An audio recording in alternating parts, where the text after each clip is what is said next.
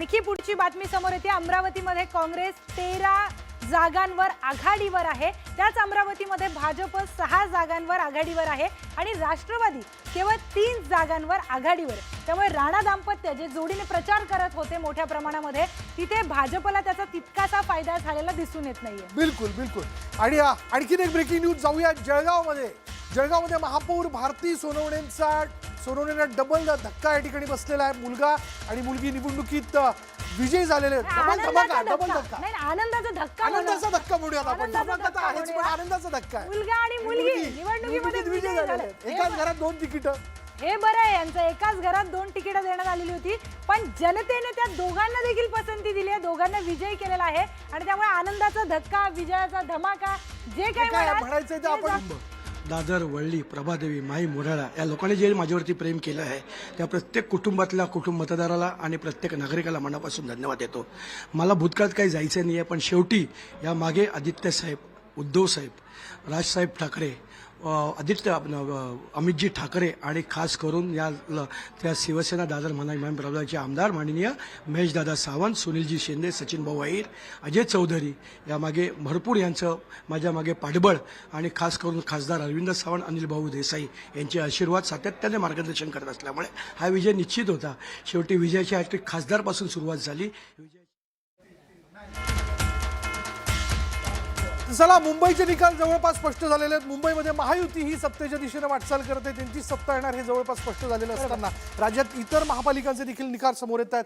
पुण्यामध्ये भाजप आघाडीवरती आहे, पिंपरी चिंचवडमध्ये भाजपने आघाडी कायम ठेवली आहे। वरळी सी लिंकवर आपण पोहोचलेलो आहोत, तसं तर आपण गेलो नाही, पण आता आपल्याला ग्राफिक्सच्या माध्यमातून तिथून आकडेवारी ड्रोन्स घेऊन येत आहेत। नेमकं कुठल्या पक्षाला किती उमेदवार हे आता आघाडीवर आहेत, किती उमेदवार जिंकलेले आहेत, एकदा आकडा सर्वांसमोर आहे। भाजप 95, शिवसेना शिंदे पक्ष 26, युबीटी म्हणजे उद्धव बाळासाहेब ठाकरे 58, मनसे 9, काँग्रेस 12, वंचित यात खातं उघडू शकलेलं नाहीये। इचलकरंजीत भाजपची सत्ता येणार बघा। म्हणजे आपण जर पाहिलं तर नवी मुंबई पाठोपाठ आता इचलकरंजीचं गणित देखील स्पष्ट झालेलं आहे। भाजप 44 जागांवर विजय झालाय।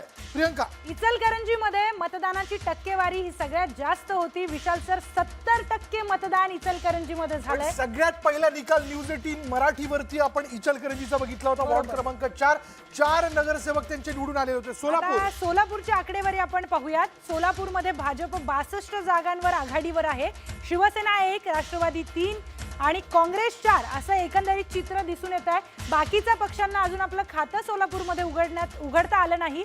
सोलापूरमध्ये खरं तर प्रणिती शिंदेची प्रतिष्ठा पणाला लागलेली होती, पण तसं काही पणालाच लागलेली दिसून येते। पणालाच लागलेली दिसते। म्हणजे 4 जागांवरती फक्त त्यांची आघाडी दिसून येते। भाजप 62, थोडे झिडके नाही, भाजप 62 जागांवर त्या ठिकाणी आघाडी ठेवून आहे। त्याच्यामुळे विजयाचा जल्लोष करत असताना कडक भाकरी आणि मस्तपैकी शेंगदाण्याची चटणी यावरती कार्यकर्ते संध्याकाळी ताव मारणार आहेत। त्यामुळे अमरावतीत आपण जाऊया। अमरावतीत काँग्रेस 13 जागांवर आघाडीवर असल्याचं कळत आहे। भाजप देखील अमरावतीमध्ये या ठिकाणी आघाडी ठेवून आहे। अमरावतीत आता असं कळतंय की भाजपला धक्का बसला, भाजपची पिछाडी झाल्याचं कळतंय। नाही, कुठे कुठे धक्का बसणं देखील गरजेचं आहे भाजपला, नाहीतर आत्ता आनंद होईल त्यांना। अमरावतीमध्ये काँग्रेस आपण बघतोय 13 जागांवर आघाडीवर दिसून येत आहे।